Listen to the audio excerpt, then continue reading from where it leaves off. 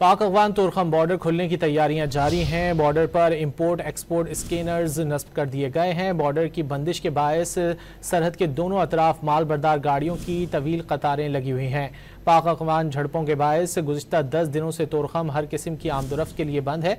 पाक अफगान अमन मुआहदे के बाद आज या कल बॉर्डर खुलने का इम्कान है। इस बारे में मजीद जानते हैं डॉन न्यूज़ पेशावर के ब्यूरो चीफ अली अकबर खान से। अली अकबर, बताइए कब तक बॉर्डर खुलने का इम्कान है? जी, जैसा कि बॉर्डर पर पाकिस्तान और अफगानिस्तान की जंग की वजह से ये जो है तुर्खम बॉर्डर 10 दिनों से बंद है और दोनों अतराफ पर तवील कतारें जो है मालबरदार गाड़ियों की वजह से लगी है। और दोहा अमन मुआहदे के बाद जो है वो पाकिस्तान अफगानिस्तान ने तैयारियां कर ली है और इस वक्त बॉर्डर पर जो है वो इम्पोर्ट और एक्सपोर्ट स्कैनर्स लगे हुए हैं। इसके साथ साथ कस्टम और FIA का अमला भी वहां पर जो है मौजूद है और किसी भी वक्त जो है बॉर्डर खुलने का इम्कान है।